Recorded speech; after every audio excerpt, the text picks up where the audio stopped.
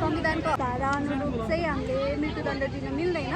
हामी चाहिँ आज आउनुभएको यो प्रोटेस्टको मान्छेहरूलाई सोध्छौँ कि मृत्युदण्ड नभए अरू के त है त। म चाहिँ ल स्टुडेन्ट हो होइन। अनि संविधानको धारा 16 को उपधारा 1 मा भनेको चाहिँ कि नेपालमा कसैलाई पनि मृत्युदण्ड दिने छैन, सबैको जीवनको सम्मान गरिरहेछ भनिन्छ। त्यसलाई संशोधन अब नेपालमा भन्नुपर्दा पोसिबल छैन मृत्युदण्ड ल्याउन, किनकि अन्तर्राष्ट्रिय सम्झौताहरू पनि सबै खारिज गर्नुपर्छ। तर त्यो नभए पनि जन्मको जुन 25 वर्ष भनेको छ त्यसलाई बढाएर 50, 60, 70 पुर्याइदियो भने त्यो पनि ठुलो सजाय हो क्या। त्यसको जन्म जिन्दगीभरि उसलाई कारागारमा राखेपछि त्यो पनि होइन। तर हामीले समाजमा एउटा जुन क्रिमिनल हुन्छ नि त्यसलाई सधैँ मार्ने समुद्र हटाउने भन्ने एउटा छुट्टै कन्सेप्ट छँदैछ होइन। त्यसले रेट्रोस्पेक्टिभ जस्टिस भन्छ क्या, टिट फर ट्याट। तर हामी डिस्ट्रिब्युटिभ जस्टिस दिन कोसिस गर्नुपर्छ कि त्यसलाई समाजमा कसरी सभ्य बनाएर फिर्ता लिएर आउने भन्नेमा हाम्रो हुनुपर्छ जस्तो लाग्छ मलाई। सजाय छैन भने के गर्न चाहनुहुन्छ? अब फाँसीको सजाय छैन भने चाहिँ सबैजनाले भन्दै आएको कुरा हो कि चाहिँ हामीलाई सडकमा सबैजनाको अगाडि ह्यान्डओभर गरिदिनु होइन, के गर्नुपर्छ हामी गर्छौँ। तर अर्को कुरा चाहिँ कस्तो छ भन्दाखेरि चाहिँ अब इन्काउन्टर गर्न सक्नेले होइन, निर्दोषलाई इन्काउन्टर गरेर मार्न सक्नेले दोषीलाई चाहिँ किन सजाय दिन सकिएन भन्ने कुरा हो। अब त्यसमा के गर्न सकिन्छ भन्ने कुरा चाहिँ सबैले भनिरहेकै हो होइन। सबै कुरा काटेर उनीहरूलाई छेदविच्छेद गराएर सबै संसार घुम्न सकिन्छ, त्यो चाहिँ हो। ओके, यदि फाँसीको सजाय छैन भने चाहिँ जन्म कैद हुनु पर्यो। अनि अर्को जन्म कैदमा पनि उनीहरूलाई दिने जुन सेवा सुविधाहरू छ त्यो चाहिँ एकदम कम गर्नुपर्छ, किनभने मान्छेलाई चाहिँ जेलभित्र बसे पनि मासु भात खाना पाइराखेको छ होइन। अनि उनीहरूलाई त एकदम आनन्दको जिन्दगी दिइराखेको छ भने चाहिँ त्यहाँ पनि उनीहरूलाई केही न केही सजाय चाहिँ हुनुपर्छ।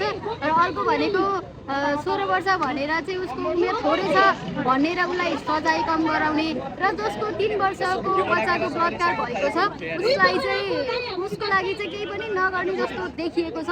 सो 16 वर्षको चाहिँ बच्चा होइन, जो बलात्कार गर्न सक्छ ऊ बच्चा होइन।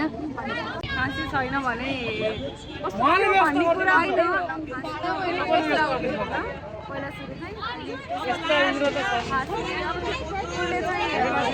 त्यस्तो ऱ्याप गर्ने बेलामा एज हेरेर भने हाम्रो पनि त्यसलाई फाँसी दिने बेलामा एज हेर्नु हुँदैन। फाँसी त नहुने भन्ने कुरा होइन, अरू अरू देशमा त फाँसी छँदै खालि हाम्रो नेपालमा किन हुँदैन है। तर फाँसी भन्नाले जब त्यो जेलमा बसेर मात्रै त के हुन्छ त, मान्छेहरूले कति दुःख गरेर खाइराखेको हुन्छ है, कमाएर आफ्नो जान परिवार पालिराखेको हुन्छ, उसलाई अब जेल सजाय दिएर कैद दिएर के काम भयो त नि। अब त्यो बहिनीले पाएको दुःख त्यो बसेर त्यो त मस्त जेलमा बसेर खा त्यसरी त्यो बहिनीले न्याय पायो त भएन। कानुनले केही गर्न सक्दैन होइन, कोही जनताको अगाडि ल्याइदियो हामीले जे गर्न सक्छौँ हामी गरिहाल्छौँ होइन। यदि फाँसी हुँदैन भने चाहिँ त्यो रेपिस्टलाई चाहिँ मान्छेहरूमा ह्यान्डओभर गर्न सकिन्छ। अनि त्यसपछि ल पनि त्यति नलाग्ला त्यस्तो गर्दाखेरि त्यो गर्दा चाहिँ बेटर हुन्छ जस्तो लाग्छ। यदि फाँसी टाइम लाग्छ भने चाहिँ ठिकै छ। अब कन्ट्री बिचमा सम्झौता धेरै नै लाग्छ भने मान्छेहरूलाई चाहिँ ह्यान्डओभर गरिदिँदा एकदम बेस्ट हुन्छ।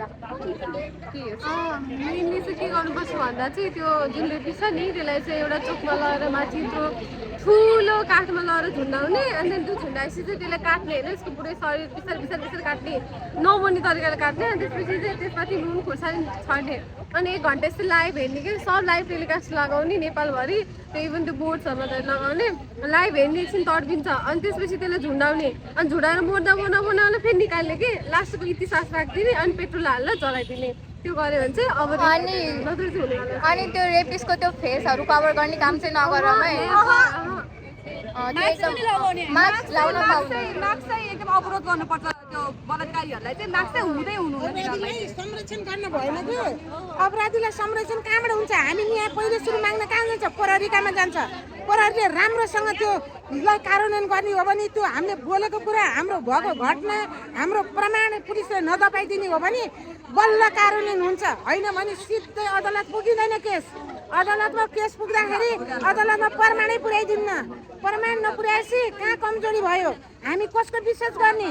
हामी अहिले हरेक चेली हरेक बालबालिका मरेको किन?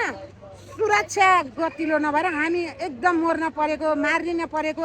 एउटा अपराधी खुले यहाँ छाती फुकाएर हिँड्छ भने पीडितलाई झन् पीडित किन बनाउँछ हो? त्यसकै चाहिँ आवाज जहीँ त्यहीँबाट उठाउनुपर्छ। अनि अहिले फाँसीको सजाय हुँदैन नि त हाम्रो होइन। संविधानले गर्दा। तपाईँ त्यो फाँसी बाहेक चाहिँ के गर्न चाहनुहुन्छ? होइन, फाँसीको यदि सजाय हुँदैन भने सरकारले जसले अपराध गरेछ हाम्रो जनताको सामु ल्याएर जो पीडित छ पीडितको अगाडि ल्याएर त्यो जसले पीडित बनाएको छ त्यो पीडितलाई ल्याएर हाम्रो अगाडि उभ्याइदिएपछि हामी नै गर्छौँ त्यसलाई कारबाही।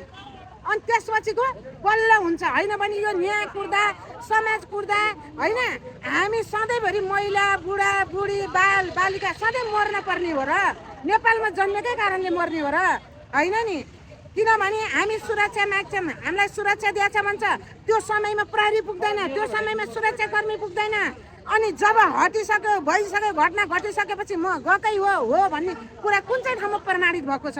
कुनै ठाउँमा प्रमाणित भएको छ? देख्नु भएको छ? कुनै एउटा बालबालिका मरेको छ त्यो ठाउँमा उजुर गर्यो, बालबालिकाका आमाले उजुर गर्यो भने, बाउले उजुर गर्यो भने, निवेदन पुग्यो भने त्यो निवेदन हरेक चाङमा बसेको हुन्छ। त्यो निवेदन हेरेकै हुन्न। किन हेर्दैन भने उनीहरूलाई यदि थाहा छ कि जब घटना घटेपछि हामीले गरेको हो भनेर अगाडि बढ्ने मात्रै हो। पछि ल्याउँछ कुकुर, पछि जान्छ सुरक्षाकर्मी। ल धन्यवाद। ल हजुरलाई सबैलाई धन्यवाद। भोलि कहाँ भेला हुने म जहाँ पुग्न परे पनि पुग्छु। होइन, मेरो घोडाको अपरेसन थियो, म अपरेसन पनि क्यान्सल गरेर बसेको हो।